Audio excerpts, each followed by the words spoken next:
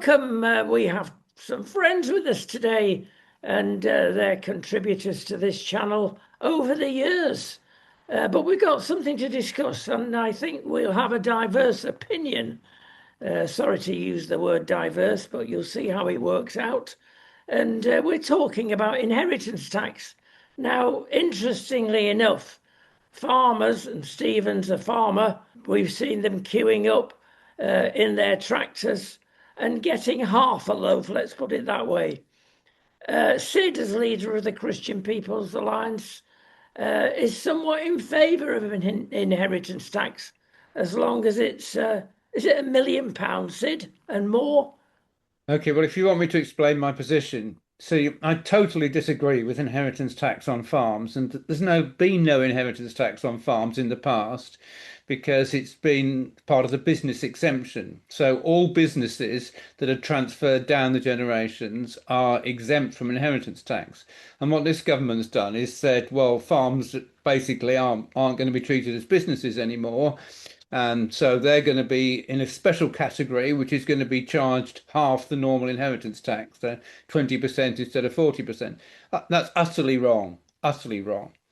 But normally with inheritance tax, the first thing we need to establish is that there's no inheritance tax if it's passed in the same generation. So if it's passed from husband to wife or wife to husband, there's no inheritance tax at all. It only applies when it's passed to children. Uh, and also there's exemptions for children. So for instance, if you're living in a £10 million house, and you want to pass that house down the generations, you can set up a bare trust and put the property in trust. And if you've got 5 children, the trust can have all 5 children can be part of the trust. And provided you live from 7 years after the bare trust is created, then there will be no inheritance tax, which in itself can be a loophole, because you think, well, wait a minute, what if they then sell the property? They'll then get £2 million each if there's 5 children, and there's no inheritance tax to pay at all on that £2 million. So there's that loophole. There's also, you can pass £3,000 each year. To anybody you like, which can be free of inheritance tax. So there's quite a lot of loopholes, and I think once you consider all these loopholes that are there at the moment, and you have a proper threshold. At the moment, it's 325,000 per person. So if you've got husband and wife, it's 650,000. If that is increased to £1 million, which we believe it should be, then anything above that, inheritance tax should be applied. And when all those loopholes are considered, I think beyond the £1 million, it's absolutely a good tax. Before going to Stephen, can I declare an interest in all this? Because it's not just the farmers that are involved. No doubt Stephen will be encouraged a little bit on what you've got to say about exemption for farmers. But there are multitudes of other businesses that are caught out by this, and the revenue, frankly, we do not trust. And although there may appear to be a loophole, let's give you an example of a family business. They may have a warehouse, they may have property. You easily get over the £1 million. In fact, if you've got a terrace house in London, you're over £1 million. And it destroys passing over any businesses. It's not just the farmers. Stephen, what were you going to say about that? Well, I mean, yes, we do farm here in Wales. Our farm is so small; we are below the threshold. We're only a small holding, 24 acres or so. But of course, a lot of my neighbours will be caught by it, and you see, I want to understand. I mean, in Christian Voice, we do things that, we propose. If we propose a policy, it has to be according to the scriptures. So I'm asking, what is a scriptural justification, if any, for inheritance tax? And when I look in the scriptures, I find the Bible saying that an inheritance should be passed from father to children, to sons and daughters. The key passages in Numbers 27 about the daughters of Zelophehad, which says, if a man die and have no son, you shall cause his inheritance to pass to his daughter. And then if there's no daughters, to his brethren, if no brethren, to his father's brethren.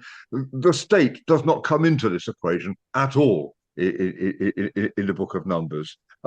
When Ahab wanted Naboth's vineyard, Naboth said to him, "The Lord forbid it me that I should give the inheritance of my fathers unto thee." So the state coming in and grabbing an inheritance is not scriptural.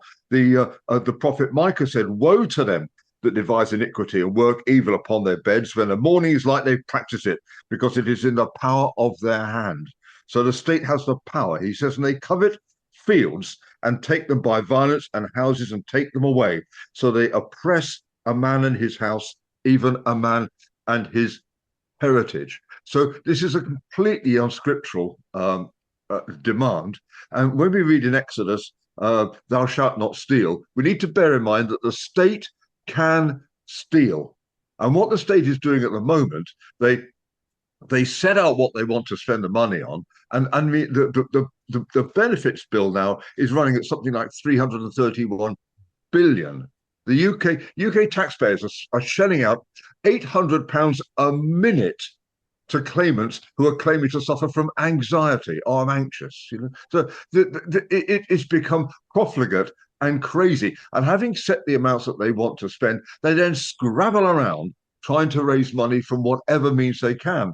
So, I mean, Canada, New Zealand, Australia do not even have inheritance tax. There isn't a country in the developing world where you will find inheritance tax. The US has it, South Africa have it, but they are at their graduated levels far lower than us. But the whole principle of the thing is it shouldn't be there in the first place. And if the government were to start from what they can raise in taxation, according to scripture, which will be no more than 10%, because that's the amount that is specified in the Old Testament.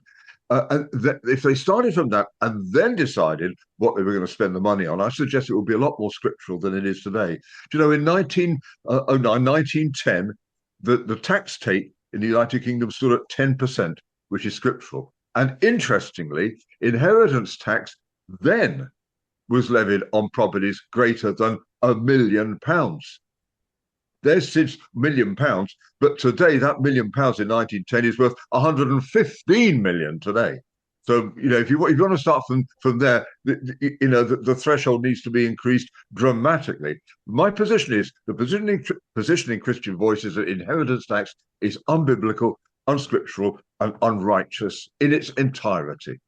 Together with, I don't know, airport passenger duty, sugar tax, aggregates tax, whole loads of other stealth taxes, which the government, again, is government scrabbling around because it's spending too much. And the whole system is unsustainable.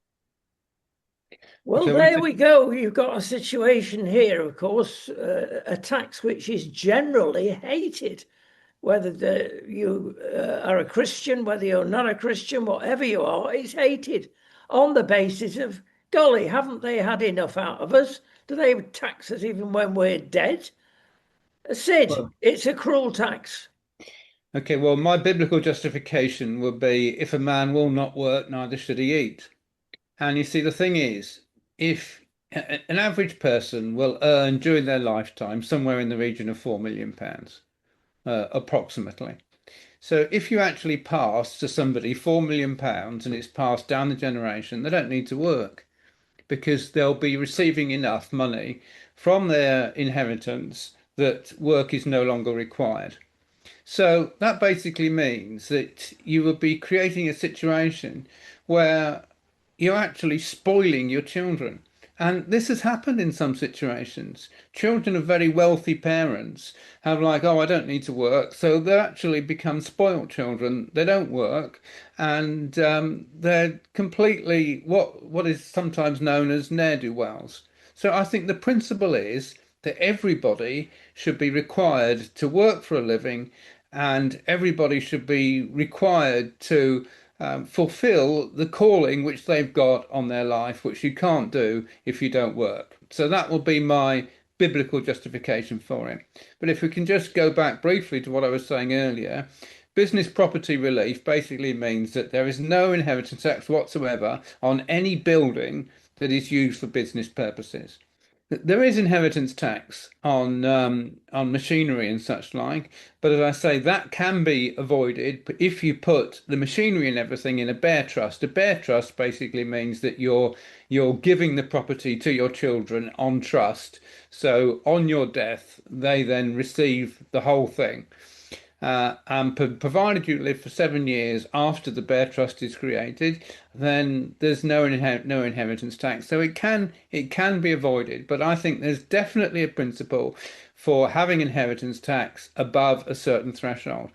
And the other thing which I would say, which is very important, is if you start saying this tax shouldn't exist, that tax shouldn't exist, whatever, then you've got to say where the money would come from, or alternatively, what public spending you would cut as a result. Which, I mean, obviously we can have that discussion, and in the CPA we've gone into that in great detail. But I'm certainly not in a situation where we get rid of all inheritance tax. Absolutely not. Stephen, can we think about the difference between Old and New Testament? Is there any right way of thinking regarding a change in these very thousands of year old laws and bring it up to date? No, I see no radical discontinuity between the Old and the New Testament. The Apostle Paul endorses all of the Old Testament laws that he comes in contact with. I entirely agree with Sid that if a man should not work, he shall not eat. I mean, the personal independence payment is now an outrage. We are persuading young people to confess themselves anxious or ill, and the Bible says that as the mouth confesses, so you're going to be. So the heart is. So it should not be called personal independence payment. It should be called personal indolence payments. But I think it's a convoluted argument to say, well, somebody's inheritance might cause the children to be indolent. I think Sid there is confusing capital with revenue. Those are two different things. Yeah, you might well inherit £5 million, but that is capital, and if a person wants to squander it, if the dependent wants to squander it, and this happens. I mean, how many businesses do you know which have been built up by a far-sighted individual and then squandered either by the children or the grandchildren? Stuff happens in life, but because stuff happens, should not negate the entire principle of the thing. I mean, do you think that did not occur to the Old Testament writers? Did that not occur to the Lord when he said that if the state comes and grabs an inheritance, that is thieving? I mean, look. You paid tax on all that money, that 4 million that Sid says is the average person's earnings through their life. You paid taxation on that money throughout your working life. Why on earth? Where is the justification for the state to come back and grab another slice when you die?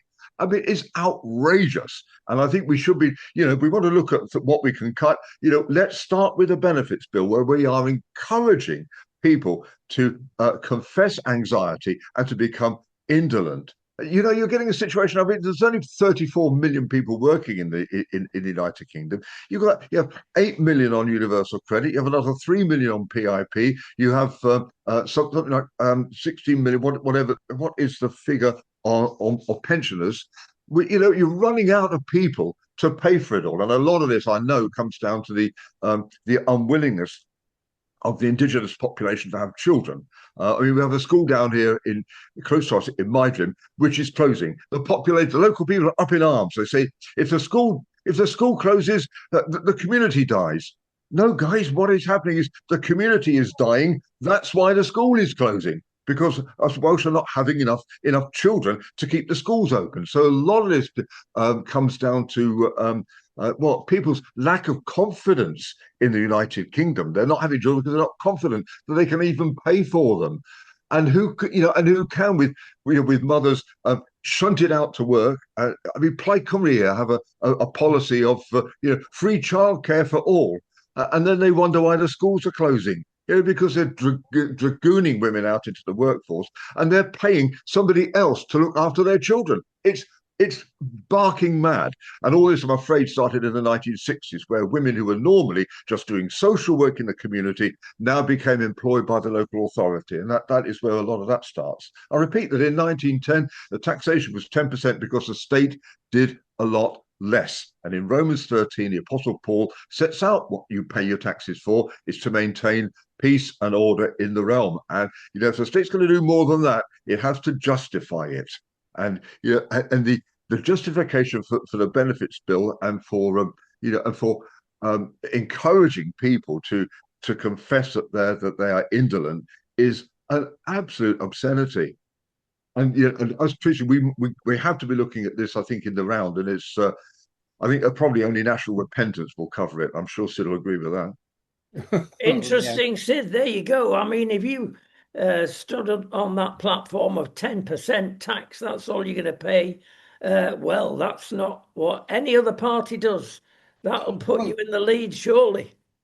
Well, yes, but you've got to say where the money's going to come from. And you see, if you say, well, we'll have 10% tax, but we'll get rid of the National Health Service. I mean, you see, Stephen Green talked about 1910. Well, in 1910, we didn't have an NHS. And, obviously at one time, education was very much, not the role of the state. That was all done privately. And for many years, because in 1910, I guess the school leaving age was probably about 13. So, so we didn't have any education beyond age 13 provided at all.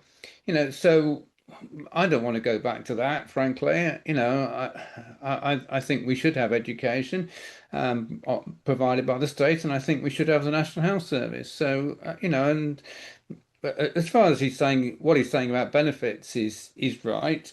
I mean, our policy is that we should have a strong incentive to get people back to work, and that everybody working should be earning more than people on benefits, and that should be ensured to give people a far greater incentive to go back to work. And even if people are on benefits, they should still be allowed to work up to 10 hours a week without having to pay any of those benefits back, just to encourage people to get back into work.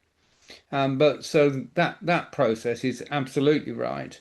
But as far as inheritance tax is concerned, the tax has got to come from somewhere, provided the thresholds are right, provided the exemptions are right, which I think they are, broadly speaking, although we're totally opposed to the changes which this government's making.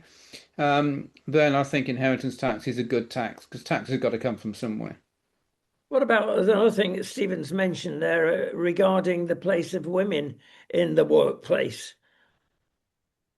Well, I'm totally in favour of mothers being able to look after their children full time, certainly up to the age of 5.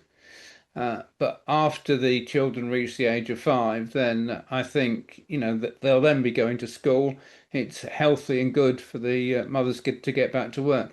So actually, having said that, what is also happening increasingly these days is that women are able to work from home, which frankly, I've got 3 children with young children. I mean, there's actually, as of now, there's only one child that's got a 1-year-old child, but she's working from home.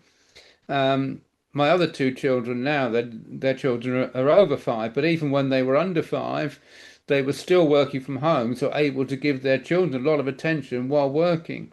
So, and which actually a lot of mothers like. A lot of mothers actually like the idea that they can be at home but still work at the same time. So they're there for the child, but they're also doing some work. So if that situation works, then great, it's fantastic. So I think that at the advent of working from home has made it a lot easier for mothers to work than happened in the past. There are those that would say, Sid, and now it's come out with the Southport debacle, that nothing's joined up between police, other agencies of the government, and things like Southport will happen. And the question has got to be asked, how much does working from home produce a situation like that? When I'm dealing with authorities in England, often I speak on the telephone there's a child crying in the background, the television's on. I ask certain questions. Oh, I can't give you that because it's my line manager. I'll have to get back to you. And I think we have a real problem here. Okay, well, from my experience, and even door knocking, funnily enough, I mean, you increasingly find door knocking nowadays, people are in where in the past they wouldn't have been because they're working from home. But the numbers of times I've been door knocking, it's like, and people have come to the door, it's like, oh, sorry, I can't stop because I'm working. But thank you very much. Yes, I'll just take your leaflet. By but they obviously are working, and it's they're not just putting their feet up and watching television and pretending to work. And in fact, my wife in next door is actually working from home today. She was at work this week, Wednesday and Thursday. Today she's working from home. She's not doing nothing. She's on the computer. And she basically told me that I'm working from home today. I'm going to be on the computer. I won't be able to do anything until about 5 o'clock. It's like she genuinely works from home. I think the vast majority of people that are working from home are genuinely working from home. Well, there we go, Stephen. You've got a working wife, haven't you? Well, yes, and again, Judy's working on the farm. She is working from home, but there's babies and bathwaters going on here. I mean, yeah, in 1910, obviously, you didn't have the National Health Service as it is currently constituted, but it is it's profligate for a start. It's mismanaged. It just squanders money, and it is unsustainable. It cannot happen. I mean, back when it was created in the 1940s, you had far more people in work paying for it, and it did far less. I mean, there weren't CT scanners and all the stuff that we take for granted today. So and I think we're the only country in Europe where you just go along to your doctor. I mean, in France, for sure, you go to the doctor and you pay some money. It was only £10 the last time I tried it, which was something like 25 years ago. And if you are in dire straits, you can claim that money back. But most people just go pay it, and that is how they manage to get away with that. In terms of education, I mean, in schooling today, you have the schools are used as a state propaganda machine. And you have third parties coming in now, putting sex education on children and indoctrinating children into promiscuity and alternative lifestyles, often from third-party sex educators. That, I mean, talk about state education. That we are again one of the few countries in the world that will have that. In many countries of the world, parents think it a good investment to invest in their children's education. The minute you start state education, the state is claiming your children. They're not our children anymore. They're the state's children. And so the school forgets that it is in loco parentis at all, and they start to be viewed as the property of the state. So there are massive challenges from a biblical standpoint with state education or state anything. If the state got back to its lane and stopped interfering in our lives and let us get on with our lives, I suggest that we would be a lot happier. Look, in the 1960s, an average family man on a family wage, and unions used to campaign for a family wage in those days, not feminist things. They used to campaign for a family wage. The average man on a family wage was scarcely in a tax system at all. A guy earning £1,500 a year, which would be equivalent of 25,000 a year today, was paying about £20 a year in taxation. So, but that is because women did all the work. They were. Make no mistake. Women were working from home in the 1960s. It's just that the work they did was maybe sorting out a local family that was having trouble, or doing something else in the community, and they did that free of charge, and they looked after them. So the social work was still done, but it wasn't specified by government. The government was not interfering in it. So when the government starts to interfere and starts to get involved in health, in education, all manner of stuff starts to creep in. Diversity, inequality, advisors creep in, and the whole thing goes pear shaped. The government needs to stick to its lane, in my humble opinion, and that will completely rule out something which is so totally unscriptural as inheritance tax. I mean, the prophets explicitly speak against it, and it is impossible to justify from a biblical perspective. That's just one aspect of it, inheritance tax. But as Sid is saying, I agree. The whole mechanism needs a thorough reform and a thorough matter of repentance. And if ministers were starting to look to the scriptures for what they should do, instead of to feminist dogma or their own preconceptions, then it will be a lot better. I mean, people think that ministers of the state, let alone secretaries of state, must be highly intelligent people. But I'll share with you, they're not. They're stupid because they've left off to take heed to the Lord. And they are no more. They're not more intelligent than us. They are dumber because they don't do God. And that's what we need to do in this country, which has a Christian constitution. Never forget that. Sid, I've heard you say lots of things that Stephen's just said. Would you agree with most of what he's just said? Well, I think, you see, obviously, I don't support everything that goes on in the state education, and I don't support RSE, but equally, I would say we do need state schools. And education should be, as Stephen said, on behalf of parents. So parents should have the key say in how the state education operates. But to do away with all state education is absolutely wrong. And if you talk about the health service, I mean, we want to go back to GP fund holding, so the focus is more on the GPs, which would actually make the whole health service work a lot better. We're not saying it's working perfectly, it certainly isn't. But we certainly wouldn't do away with the National Health Service. I mean, in America, for instance, where they have a system of private health plus Medicaid, the actual total cost of the health per person is more than £1,000 per person than it costs in this country.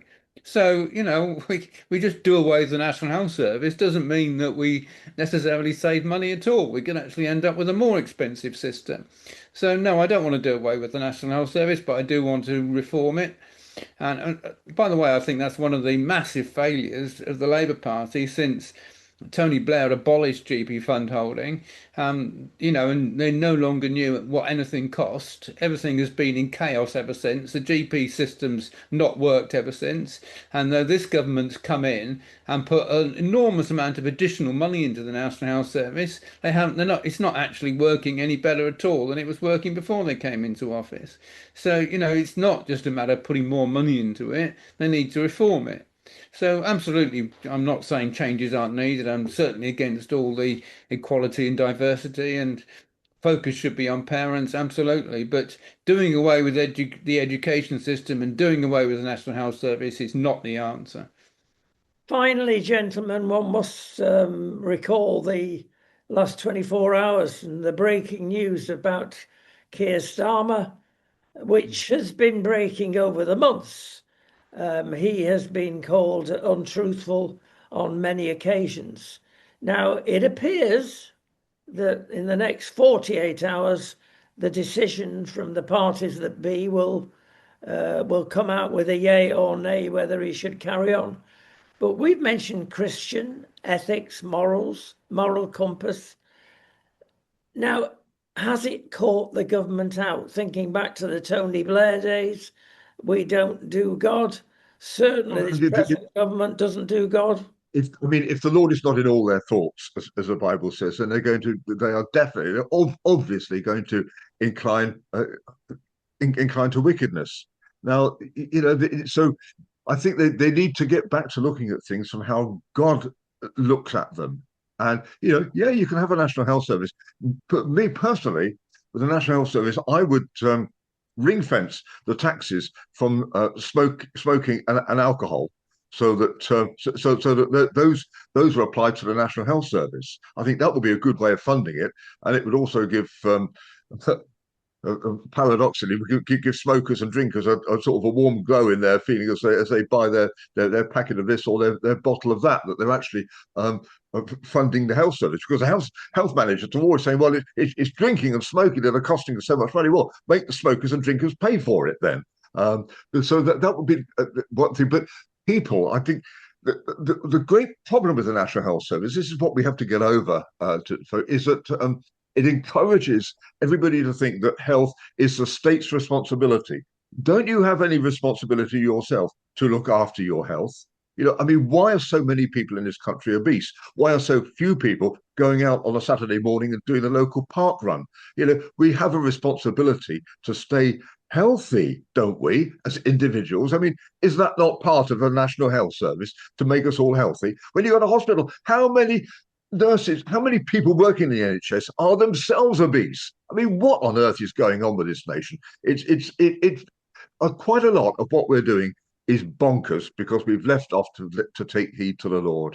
I tell you what, back in the 1940s, I think it was, the average poor child weighed less than the average rich child. Today, that proportion is reversed because children are sat at home on their smartphones, eating junk food, and they're not eating properly. The whole edifice needs to be changed, and it needs to be much more in tune with how the Almighty sees things. Sid, last word for If you. I can answer your last question. If I can answer your last question, there's no question in my mind that Keir Starmer's got to go. Peter Mandelson should never have been appointed the US ambassador. It was a political appointment, not a normal ambassadorial appointment. When they went through the vetting process, they found things in the vetting process which made him unsuitable. They may well have found in the vetting process that he was leaking information from the government to Jeffrey Epstein or other people, which we now know. They could have well found that out in the vetting process. So the people that did the vetting told the Foreign Office, no, he's unsuitable to be appointed. Apparently, the Foreign Office overruled the decision of the vetting process. But Keir Starmer appointed him anyway. And his justification of appointing him was he went through a very rigorous process. And when he went through the rigorous process, no problem was found. That's what he said. That's what he told Parliament. Now we found out there was a problem found and he failed the vetting process. Either Keir Starmer lied to Parliament because he knew full well there was a problem, or he didn't ask the questions and didn't actually look at the vetting process at all, in which case he's completely incompetent. Either way, the man's got to go. It's simple. And if he doesn't go, he will become more and more unpopular. The Labour Party will become more and more unpopular, and in the end, they'll be just simply in a ditch, frankly. But no, he's got to go, and he's got to go today. Thank you, gentlemen. We have run out of time. I mean, I totally agree with that, Rodney. Right. Okay. We end on a note of agreement. Thank you so much.